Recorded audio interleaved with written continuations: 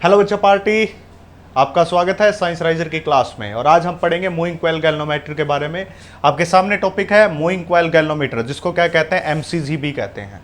और ये topic completely इससे पहले वाले लेक्चर के ऊपर बेस है। जिसने वो पहले वाला लेक्चर देखा है उसको जब भी समझ आ जाएगा, और जिसने नहीं देखा है तो उस पहले वाले लेक्चर को जाके देखिए। वहां पे हमने करवाया था कि torque on A current carrying rectangular loop के ऊपर, उसी के बेस के ऊपर ये लेक्चर क्या करेगा, वर्क करेगा टोटली।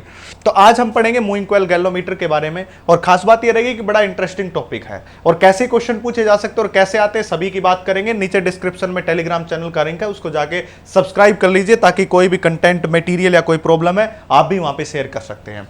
और वीडियो को भी शेयर कीजिए और कंप्लीट बने रहिए अंत तक। आपको 100% कोई एक भी मिनट में आपकी खराब नहीं करवाऊंगा। आपका आउटपुट 100% मिलेगा। आप जितना टाइम मेरी वीडियो को दोगे, जिस लेक्चर को दोगे, मैं गारंटी लेता हूं मैं एक भी टाइम आपकी खराब नहीं करूंगा। ये मेरी गारंटी रही, क्योंकि हमारा लक्ष्य है नीट को प्राप्त करना, आईआईटी को प्राप्त करना, और उसके साथ साथ सीबीएसई बोर्ड में अच्छे मार्क्स को लेके आना। उस बैच के ऊपर, उस काम के ऊपर, उस चीज के ऊपर फोकस किया, कंसिस्टेंटली करते रहेंगे हम काम।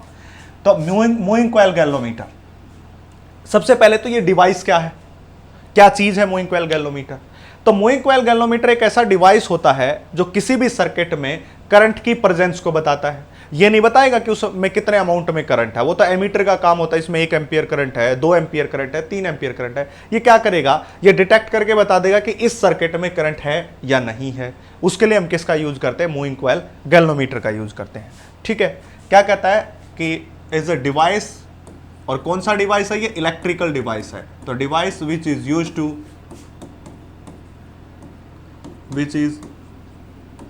To detect the current, detect the presence of current,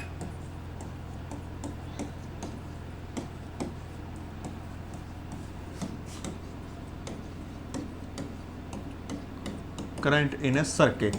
किसी भी सर्किट के अंदर करंट है या नहीं है, उसकी प्रेजेंस को जो डिटेक्ट करता है, उस डिवाइस को हम क्या कहते हैं, उस डिवाइस को हम कहते हैं मूविंग कॉइल गैल्वेनोमीटर, जिसको हम क्या कहते हैं, एमसीजी। तो एमसीजी एक ऐसा डिवाइस है जो किसी भी सर्किट में करंट है या नहीं है उसके बारे में बताता है, उसकी डिटेक्शन करता है, उसको डिटेक्ट करता है। अगर मैं इसके प्रिंसिपल की बात करूं, इसका प्रिंसिपल, इसका जो प्रिंसिपल जो होता है वो किसके ऊपर बेस्ड काम करता है बच्चा पार्टी। इसका प्रिंसिपल बेस्ड होता है कि अगर किसी करंट कैरिंग कॉइल को मैग्नेटिक फील्ड में रखा जाए तो उसके ऊपर टॉर्क आता है। और ये बात हमने पहले वाला टॉपिक ही पढ़ा था। तो ये प्रिंसिपल के ऊपर काम करता है कि जब किसी भी करंट कैरिंग कॉइल को, यानी कि when current carrying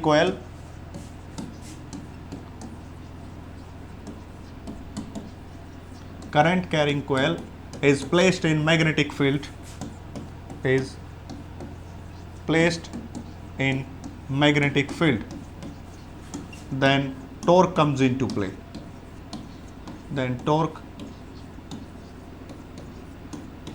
comes into play। तब उसके ऊपर क्या आएगा, टॉर्क आएगा। उसको हम क्या कहते हैं, उसको हम इसका प्रिंसिपल कहते हैं। यानी कि जब किसी भी रेक्टेंगुलर कोयल या किसी भी टाइप की कोयल होती है उसको मैग्नेटिक फील्ड में रखते हैं बच्चा पार्टी, तो उसके ऊपर एक टॉर्क आता है। और उस टॉर्क की वैल्यू भी निकाली थी हमने कल, याद हो तो आपको, एन बी इंटू आई इंटू ए कोस थीटा। ये मैंने टॉर्क की वैल्यू आपको निकाल के दिखाई थी इससे पहले वाले लेक्चर में।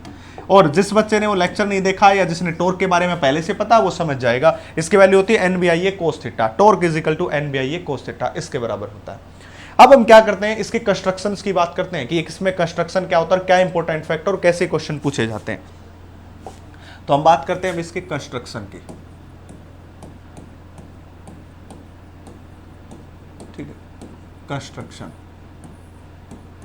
देखिए इसके अंदर क्या होती है, एक स्मॉल आयरन की बार होती है। अगर मैं इसके कंस्ट्रक्शन की बात करूं तो यहां पे एक मिड में एक स्मॉल आयरन बार है, और बोर्ड के पॉइंट ऑफ व्यू से चाहे वो हरियाणा बोर्ड हो या कोई भी स्टेट बोर्ड हो, उसके लिए बड़े इंपॉर्टेंट होती है। ये स्मॉल आयरन बार है। इस स्मॉल आयरन बार के चारों ओर कॉपर वायर की वाइंडिंग करते हैं इस फॉर्म में, इस तरह से। देखिए इस तरह से इसकी वायरिंग कर दी है। इसको मैं थोड़ा नीचे ले लेता हूं, इस तरफ ले लिया मैंने, यहां पे। ठीक है, इस तरह से आपको यहां पे कॉपर वायर की वाइंडिंग दिखाई देगी।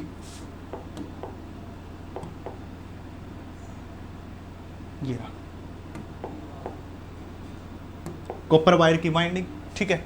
ये क्या गया, हमारे पास आयरन है और इसके साथ क्या कॉपर वायर की वाइंडिंग है, और इसको क्या प्रोवाइड किया गया बच्चा पार्टी, यहाँ पे हमने इसके ऊपर एक मैग्नेटिक फील्ड लगा दी है, और ये आपको जो मैग्नेटिक फील्ड हॉर्सशू शेप की दिखाई दे रही है, इस तरह से ये मैग्नेटिक फील्ड है। ये मैग्नेट का नॉर्थ है और ये मैग्नेट का क्या है, साउथ पोल है। क्या होता है, सबसे पहले एक आयरन की बार होती है, उसके ऊपर इस कॉपर वायर्स को रेक्टेंगल की फॉर्म में हम क्या करते हैं, इसको रेक्टेंगल की फॉर्म में वाउंड करते हैं। उसके बाद हमने क्या किया, नॉर्थ और साउथ मैग्नेट प्रोवाइड किया। क्यों, क्योंकि इससे पहले इसका प्रिंसिपल था कि जब किसी करंट कैरिंग कॉइल को मैग्नेटिक फील्ड में रखते हो, बी में रखते हो, तो उसके ऊपर टॉर्क आता है, तो इसका मतलब हमें उसको मैग्नेटिक फील्ड भी प्रोवाइड करना पड़ेगा। तो हमने उसको क्या किया, मैग्नेटिक फील्ड भी यहाँ पे प्रोवाइड कर दिया है। ठीक है, अब यहाँ पे क्या होता है, ये टॉर्सिन हेड होता है, इससे इसको बांधा जाता है, ऊपर लटकाया जाता है, इस पूरे सिस्टम को लटकाया जाता है, जो किससे होता है, टॉर्सिन हेड से। इसको हम क्या कहते हैं, टॉर्सिन हेड कहते हैं बच्चा पार्ट। ठीक है, इसके बारे में आपको अच्छे से गो थ्रू समझा देता हूं। ठीक है, अब इसमें क्या हो जाएगा, जो आपकी बात करूंगा मैं, इसके बाद टॉर्सिन हेड, और इस टॉर्सिन हेड की बात जो करते हैं, इस तरह से इसको सपोर्ट दिया जाता है।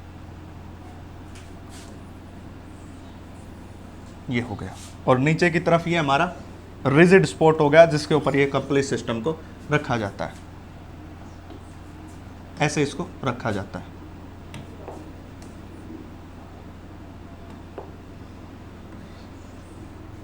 इस तरह से।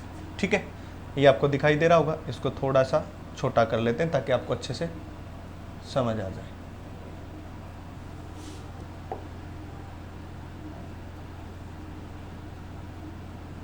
इतना सा। ठीक है, टॉर्सिन हेड हो गया।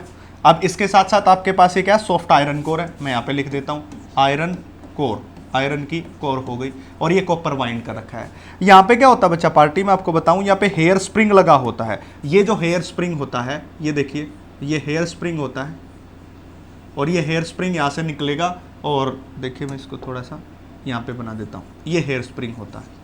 ये हेयर स्प्रिंग यहाँ से निकलेगा और यहाँ पे जाके एक टर्मिनल से कनेक्ट हो जाएगा, जिस टर्मिनल को हम क्या कहेंगे, T2 टर्मिनल कहेंगे। ठीक है, यहाँ से कनेक्ट हो जाएगा, जिसको हम क्या कहेंगे, T2 टर्मिनल। एक यहाँ से निकलेगा, और ये जो होगा वो डायरेक्टली कनेक्ट होगा यहाँ से, इससे। इस टर्मिनल को मैं क्या कहूँगा, T1 टर्मिनल कह दूंगा। ठीक है, इस प्रकार से हो गया T2 टर्मिनल, T2। और ये हमने क्या प्रोवाइड की, इसको मैग्नेट प्रोवाइड की है, स्ट्रॉन्ग मैग्नेट प्रोवाइड की है। ठीक है, ये स्ट्रॉन्ग मैग्नेट होनी चाहिए, स्ट्रॉन्ग इनफ होनी चाहिए, स्ट्रॉन्ग मैग्नेट होनी चाहिए। यहां तक बात समझ आ गई आपको। यहां पे आपके बीच में एक मिरर लगा होता है, यहां पे क्या होता है, मिरर होता है। और ये जो वायर होता है, ये वायर होता है फोस्फोब्रोंज का, फोस्फोब्रोंज का, इसका लिया जाता है, फोस्फोब्रोंज वायर का। ठीक है, अब इस कॉइल को क्या किया, अलग अलग नाम दे दिया। सपोज कीजिए इसको P कह दिया, इसको Q कह दिया, इसको R पॉइंट और इसको S पॉइंट, और इसमें से करंट कुछ इस तरह से जा रहा है, पास हो रहा है इस तरह से, ये करंट इसमें से पास हो रहा है और निकलता हुआ ऐसे चला गया। अब इसकी वर्किंग में आपको समझाऊं, उससे पहले मैं आपको बता दूं इसके पास क्या क्या होता है कंस्ट्रक्शन में इसके पास एक सॉफ्ट आयरन कोर होती है, यानी कि it consist of a soft iron core on which insulating copper wire is wound. ये इंसुलेटिंग कॉपर वायर है जो रेक्टेंगुलर कोयल बना रही है PQRS, and it totally is tie with torsion head के साथ कर दिया जाता है, and with the help of phosphor bronze wire. क्या किया जाता है, इस कॉपर वायर को इस टॉर्सिन हेड से लटकाया जाता with the help of phosphor bronze wire, and a strong horseshoe shape magnetic field is provide. एक strong magnetic field north to south horseshoe shape का मैग्नेट इसको प्रोवाइड किया जाता है। ये सारे इसके कंस्ट्रक्शंस में आती है, soft iron core, copper wire, phosphor bronze wire, torsion head, और नॉर्थ और south a strong magnetic field. ठीक है, ये बात होगी। यहां पे क्या होता है, इस फोस्फोब्रोंज वायर का क्यों यूज किया, हम यहाँ पे एक सिंपल लोहे का वायर ले लेते, आयरन का वायर ले लेते, पर वो क्यों लिया, क्योंकि फोस्फोब्रोंज वायर की हाई इलास्टिसिटी होती है। क्योंकि ये क्या करेगा, जब ये काम करना शुरू करेगा, जब ये गैल्वेनोमीटर वर्क करेगा, तो ये गैल्वेनोमीटर की जो कोयल है PQRS, ये कोयल है, वो ऐसे ऐसे एक बार इस तरफ जाएगी, एक बार इस तरफ जाएगी, एक बार इस तरफ जाएगी, एक बार इस तरफ जाएगी। तो ऐसे करता है, जब ये कोयल ऐसे घूमती है, तो अगर यहाँ पे आयरन लिया होता, लोहा लिया होता, तो कुछ टाइम के बाद वो रोटेशन के बाद टूट जाता, ब्रेक हो जाता, क्योंकि आयरन की इलास्टिसिटी कम होती है और ये काम करना बंद कर देता। बट फोस्फोब्रोंज वायर की इलास्टिसिटी ज्यादा होती है, इसलिए हमने यहां पे किसका लिया, फोस्फोब्रोंज वायर का। तो हम यहां पे लिख देंगे phosphor bronze wire have high elasticity, phosphor bronze wire have high elasticity, high elasticity.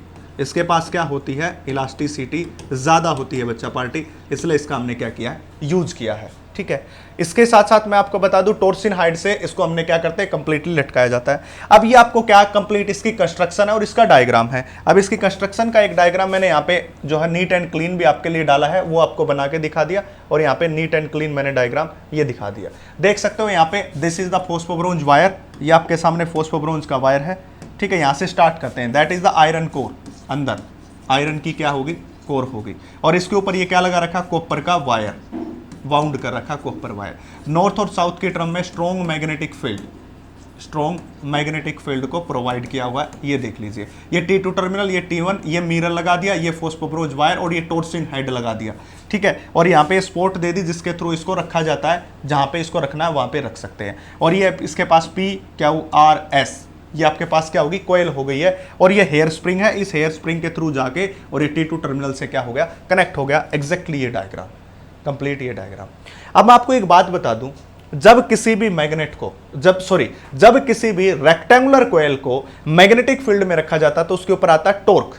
ठीक है, अब इसकी वर्किंग की बात करते हैं, इसके साथ साथ मैं वर्किंग, अब इसको इस तरफ कर देता हूं, वो आपको देखना नहीं है, मैंने सब बता दिया। अब इसकी वर्किंग की बात करते हैं, लिखना क्या कंस्ट्रक्शन में वो मैंने बता दिया, और इसके नोट्स आपको टेलीग्राम चैनल के ऊपर मिल जाएंगे। वहां पे मेरे को आप क्या कीजिए, टाइप करके बोल दीजिए कि सर हमें नोट्स चाहिए, तो मैं इसके नोट्स प्रोवाइड कर दूंगा आपको, जो आपके एग्जाम के लिए इजी रहेंगे, और जो इंपॉर्टेंट फैक्ट है जो IIT नीट के लिए भी बड़े इंपॉर्टेंट है, मैं आपको बता देता हूं।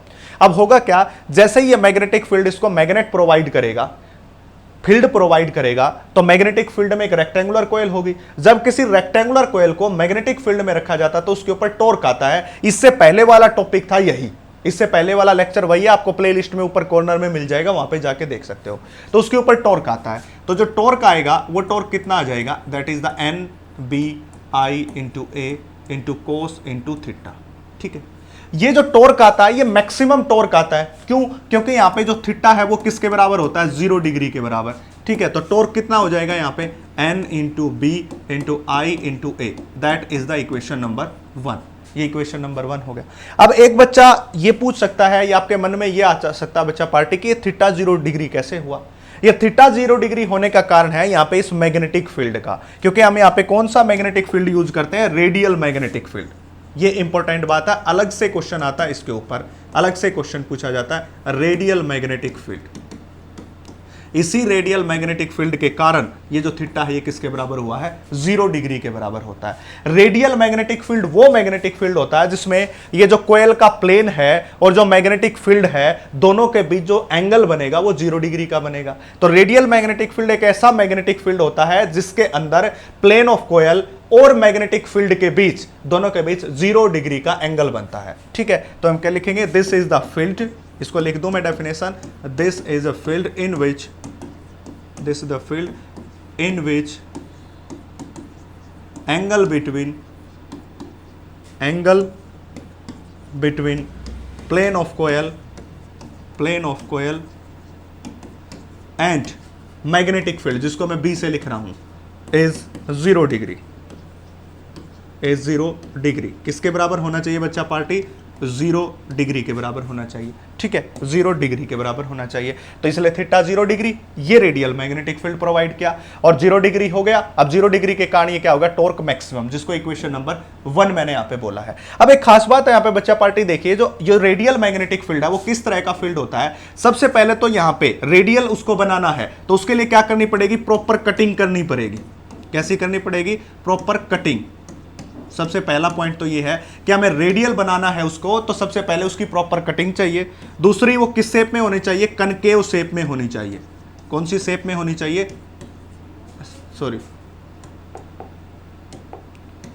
कनकेव शेप में होनी चाहिए। देख लीजिए आप, कनकेव शेप में मैंने पहले ही बनाई है, इससे पहले ये देखो यहाँ पे, ये रहा कनकेव शेप, देख सकते हो यहाँ पे ये शेप बना रखी। कनकेव शेप में मुझे चाहिए, कन्वेक्स शेप में मुझे नहीं चाहिए। कनकेव लेंस की शेप कुछ ऐसी होती है, ये वाली शेप होती है कनकेव लेंस की, इस तरह की। ठीक है, कन्वेक्स की होती है ऐसे, पढ़ के आए होगे आप 10th में और आगे भी पढ़ोगे जब आपकी ऑप्टिक्स आएगी, तो तब के लिए मैंने बता दिया। तो ऐसी शेप आपको चाहिए, ये आपने कंडीशन इसको प्रोवाइड कर दी कि कनकेव शेप और प्रॉपर कटिंग होगी तो उसका मैग्नेटिक फील्ड कैसा हो जाएगा, रेडियल हो जाएगा। अब रेडियल मैग्नेटिक फील्ड का अगर मैं डायग्राम बना के दिखाऊं आपको यहाँ पे, तो डायग्राम कुछ इस तरह का बनेगा। देखिए सपोज कीजिए कि आपके पास ये हो गया north direction and this is the south, sorry this is the south. एक नॉर्थ हो गया, दूसरा क्या हो जाएगा, साउथ हो जाएगा बच्चा पार्टी। अगर ये साउथ हो गया है तो यहाँ पे देखिए सपोज कीजिए कि हमने यहाँ पे किस ये मान रखा, कोई भी पॉइंट मान लिया हमने, ये पॉइंट मान लिया।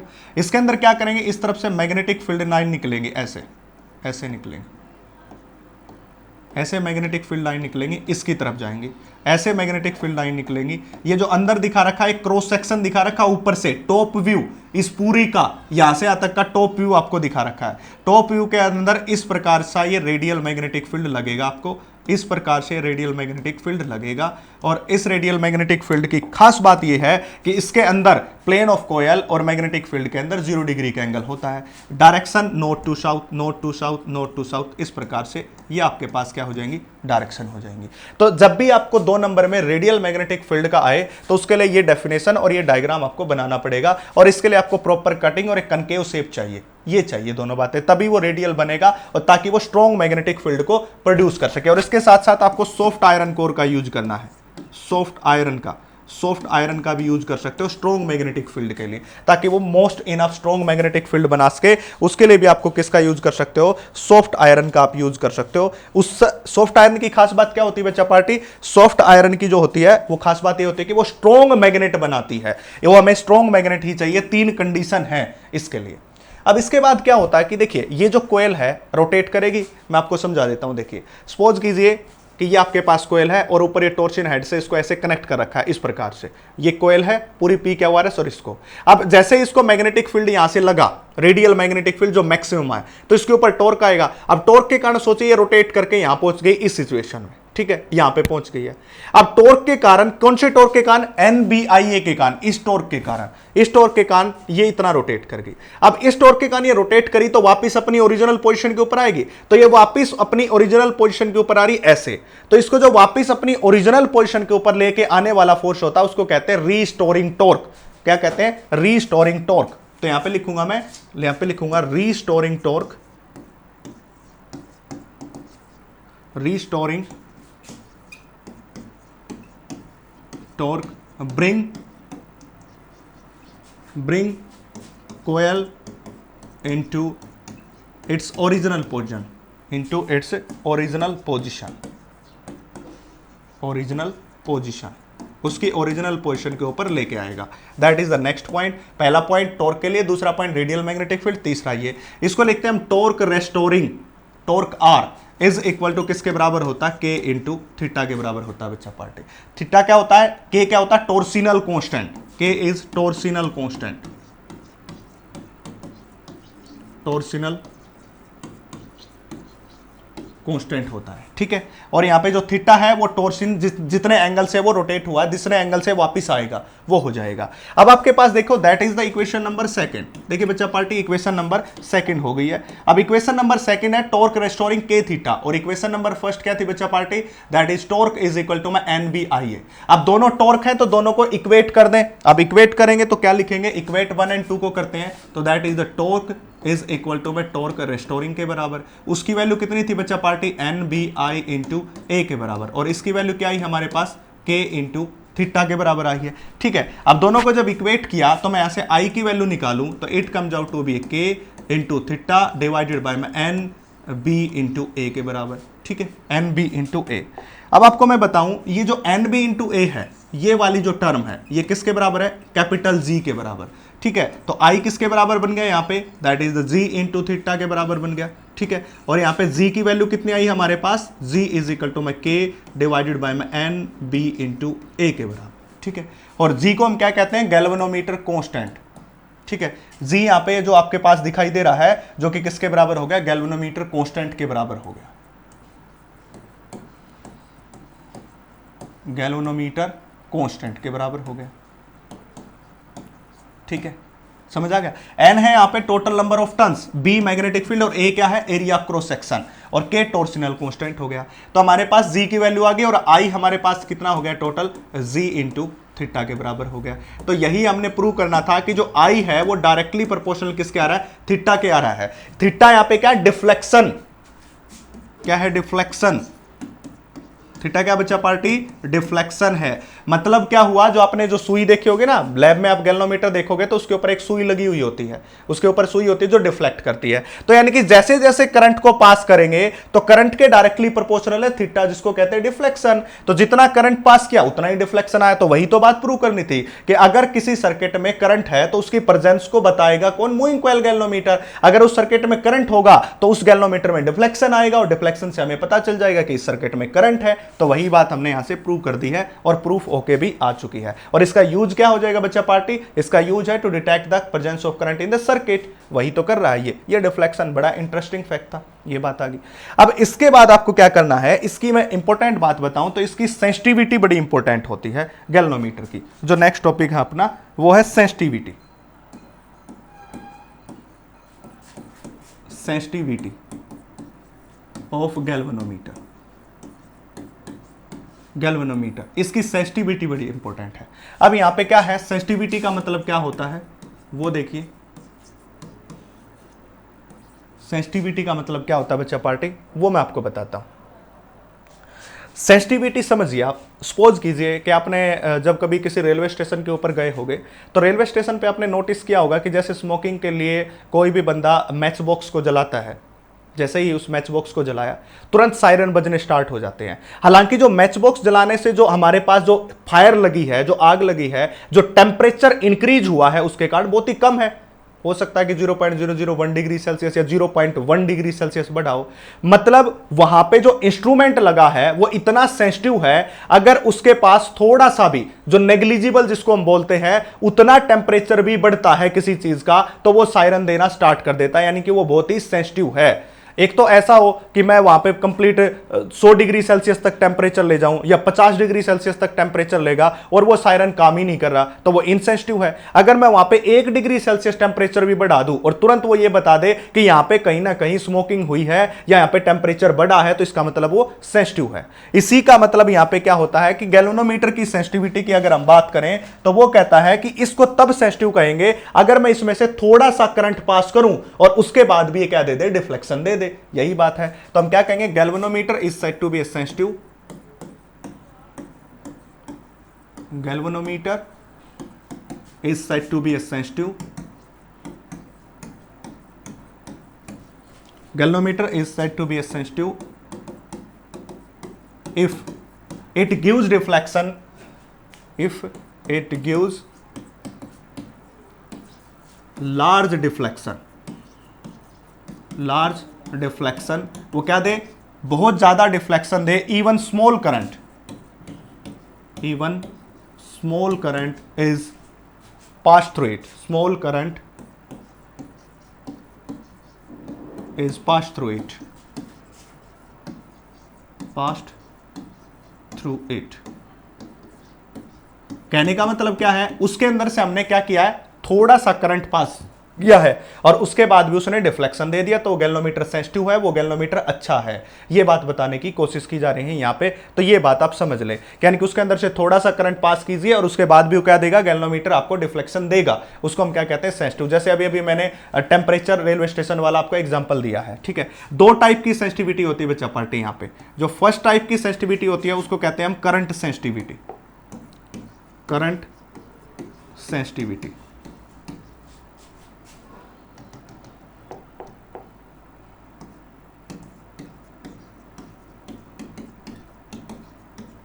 करंट सेंसिटिविटी जिसको किससे लिखते हैं C.S से लिखते हैं करंट सेंसिटिविटी को। और सेकंड जो होती है वो होती है वोल्टेज सेंसिटिविटी, वोल्टेज सेंसिटिविटी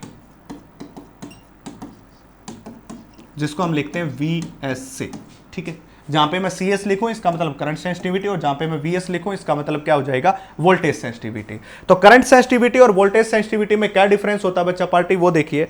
अब सपोज कीजिए कि आपने किसी भी सर्किट के अंदर से आपने यूनिट अमाउंट में करंट पास किया और फिर गैल्वेनोमीटर में डिफ्लेक्शन दिया तो उसको हम क्या कहेंगे, करंट सेंसिटिविटी कहेंगे। अगर आपने किसी सर्किट में unit volt potential difference apply किया और फिर उसने डिफ्लेक्शन दिया तो उसको हम क्या कहेंगे, वोल्टेज सेंसिटिविटी कहेंगे। ठीक है, तो यहां पे हम लिख लेते हैं, सबसे पहला पार्ट लिखेंगे जिसको हम क्या कहेंगे, current sensitivity, that is current sensitivity. ठीक है, करंट सेंसिटिविटी का मतलब क्या है, करंट सेंसिटिविटी का मतलब क्या है, डिफ्लेक्शन प्रोड्यूस्ड, कितना डिफ्लेक्शन हुआ वो, यानी कि deflection produced in galvanometer, deflection produced in galvanometer when unit amount of current,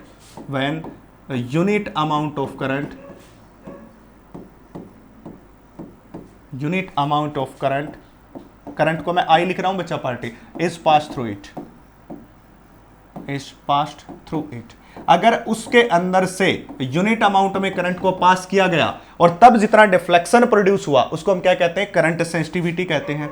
अब जो करंट सेंसिटिविटी होती है वो किसके बराबर होती है, 1/G के बराबर होती है बच्चा पार्टी, 1/G के बराबर होती है। अब इससे पहले आपने निकाला था G की वैल्यू, देख लीजिए G की वैल्यू आपने निकाली थी और G की वैल्यू क्या आई थी आपके पास, G इज इक्वल टू ये रही K/NBA, ये याद रखना पड़ेगा, G is equal to K/NBA। ठीक है, तो करंट सेंसिटिविटी 1/G और G की वैल्यू क्या है, G की वैल्यू K/NB इंटू A के बराबर। ठीक है, तो यहां पे लिखेंगे K, तो ये क्या चला जाएगा, ऊपर चला जाएगा NBA, तो मतलब करंट सेंसिटिविटी की वैल्यू आपके पास क्या आ गई बच्चा party, NBA divided by K के बराबर, ये आ गया।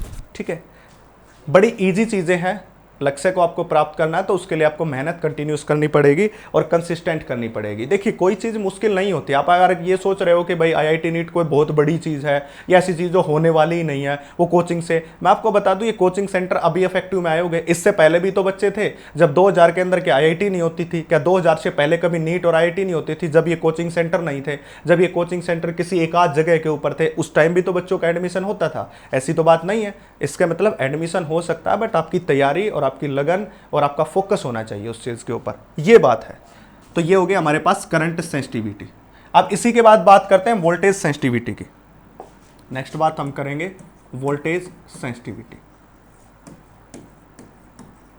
ठीक है, अब वोल्टेज सेंसिटिविटी का मतलब क्या है, डिफ्लेक्शन, सेम डेफिनेशन हम चेंज नहीं करते ज्यादा ताकि आपको इजी से याद रहे। Deflection produced in galvanometer when unit volt potential difference is applied across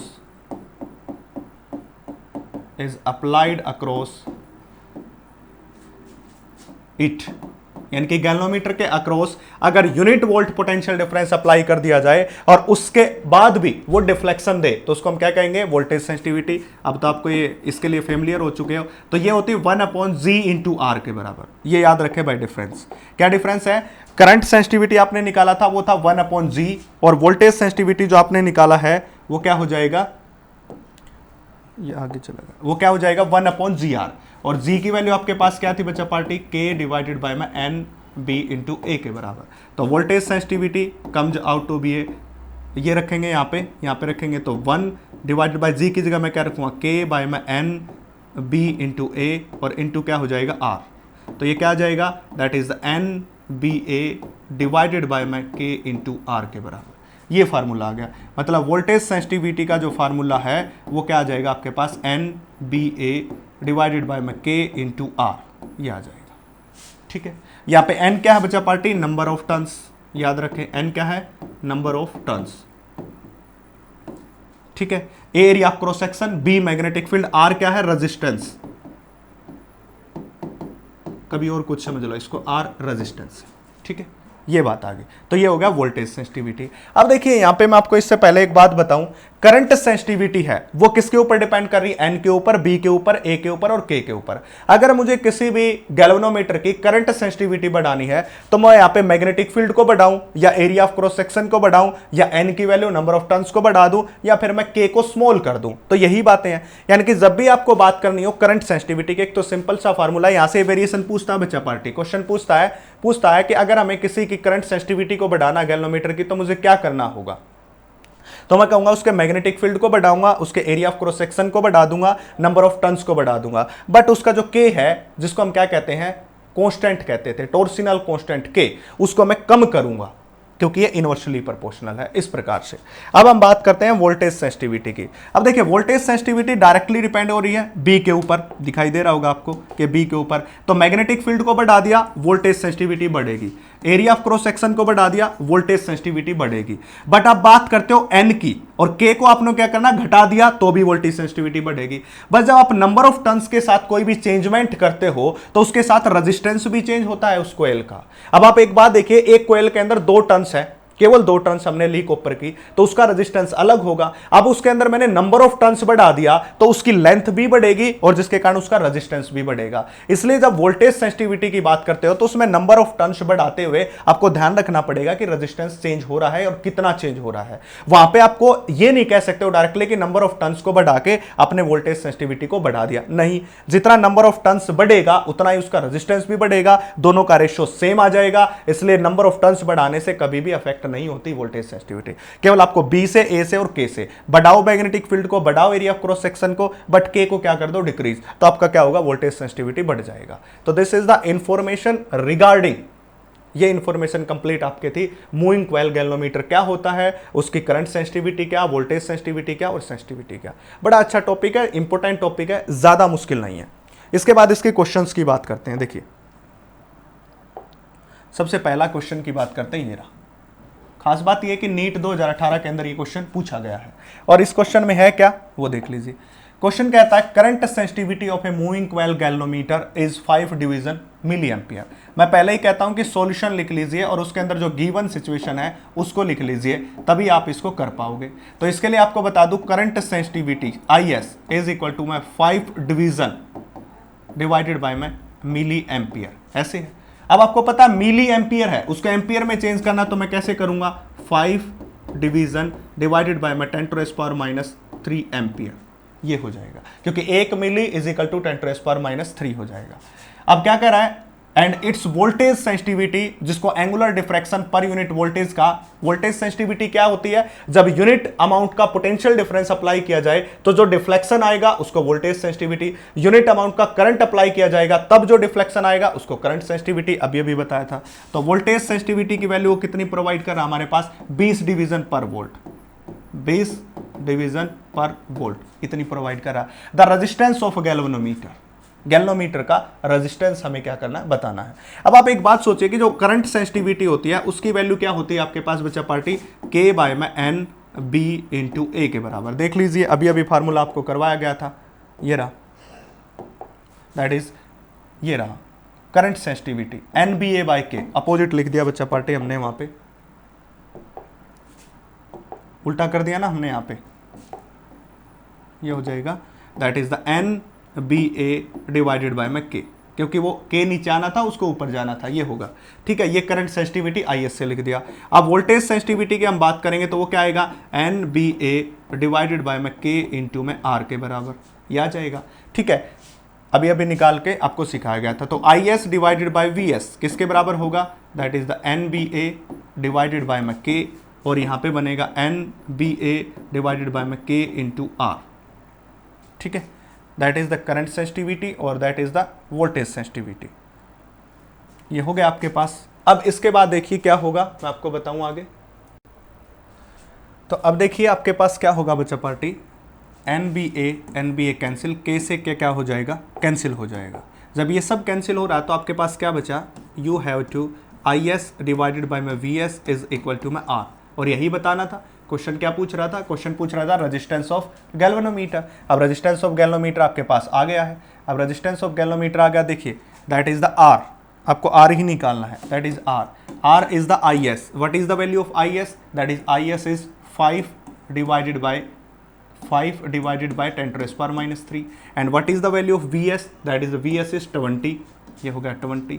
इसको सिंप्लीफाई करेंगे तो ये जाएगा 5, ऊपर जाएगा 10⁻³ और नीचे रहेगा 20। इसको मैं ऐसा लिख सकता हूँ, दैट इज द 5000, 3 0 यहाँ लगा दी, 20। इसको कैंसिल करोगे तो ये आ जाएगा 250 ओम के बराबर। तो आंसर इज 250 ओम, सी के बराबर। नीट 2018 में आया हुआ है, डायरेक्ट क्वेश्चन है, कुछ भी नहीं है। इस प्रकार से आप इसको कर सकते हो। अब इसके बाद नेक्स्ट क्वेश्चन की बात करते हैं, और इस क्वेश्चन में ये भी बड़ा है और बहुत बार पूछा भी जाता है। ऐसे क्वेश्चन पूछे जाते हैं एग्जाम के अंदर, जैसे नीट वगैरह हो गया या मेंस वगैरह हो गया, वहां पे सॉल्यूशन इसका लिखेंगे और इसके अंदर क्या लिखेंगे हम, सबसे पहले गिवन सिचुएशन। ठीक है, ये दो काम करने हैं। क्वेश्चन को पढ़ते हैं, क्या कहता है कि the current sensitivity of a moving coil galvanometer is increased by 20%।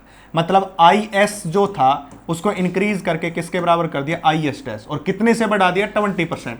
मतलब ये पहले था कितना, IS, इसको 20% बढ़ा दिया, तो 20% बढ़ा के कितना कर दिया, ये पहले कितना था, IS था, अब 20% बढ़ाने के बाद कितना हो जाएगा, दैट इज, इसको एलसीएम लेके सोल्व करेंगे, that is 120 into IS divided by में 100। ऐसे ही तो बढ़ाते हैं, 20% था, 20/100 हो जाएगा, क्योंकि परसेंटेज हटाते तो बाय 100 इंटू IS हो जाएगा। यानी कि हमने क्या किया, पहले वो करंट था IS, फिर उसमें 20% को बढ़ा दिया है। अब 20% कितना होगा, उसका 5वां हिस्सा बढ़ा दिया, उसके अंदर जो भी था उसका 1/5 उसको बढ़ा दिया। तो कैसे बढ़ाते हैं, प्लस कर दिया, बढ़ाने का मतलब प्लस कर दिया, 20% को बटे में 100 इंटू IS, क्योंकि IS को बढ़ाया, ये आंसर आ गया। ठीक है, and when its resistance is increased by factor 2, यानी कि पहले रेजिस्टेंस इसके पास R था और अब की बार जो रेजिस्टेंस कर दिया, जिसको हम क्या कहेंगे R डैश, वो कितना कर दिया इन्होंने, R के बराबर कर दिया।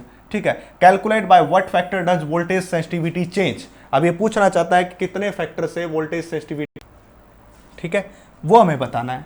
तो सबसे पहले हम बात करते हैं Vs की, यानी कि जब हमने कुछ भी नहीं बढ़ाया था, नॉर्मल सिचुएशन थी, तो वोल्टेज सेंसिटिविटी का फार्मूला अभी अभी आपको निकालने सिखाया था, यह आया था, that is the IS divided by Vs is equal to R। अगर Vs निकालेगा तो R क्या आ जाएगा, नीचे आ जाएगा। देखिए बच्चा पार्टी, क्या होगा, ये हो जाएगा आपके पास, ये सिचुएशन आ जाएगी, IS that is the IS divided bye R के बराबर। इस फार्मूले से, इसी से निकालना है, ये पहले निकाला था, इसकी वैल्यू रखी, इसकी वैल्यू, इन दोनों का ये सोल्व किया, इससे कैंसिल होकर ये बचा IS by VS is equal to R। ऐसे सोल्व करना है, ये आ जाएगा आपके पास। तो ये फार्मूला आ गया, ये हो गया। ठीक है, अब हमारे पास इसको बढ़ाने के बाद ये क्या बन गया, VS डैश, और यहाँ पे क्या लेंगे हम, IS डैश डिवाइडेड बाय क्या लेंगे, R डैश लेंगे। ठीक है, ये सब बातें लेंगे तो हमारे पास क्या हो जाएगा, देखिए, that is the VS dash. What is the value of IS dash, IS dash is this, that is the 120 IS divided by में 100 और मल्टीप्लाई बाय में R डैश की वैल्यू कितनी बच्चा पार्टी, 2R के बराबर। 2 से कैंसिल होकर कितना होगा, ये 60, तो that is the 60 divided by में 100 into R into I into S के बराबर। ये हो गया।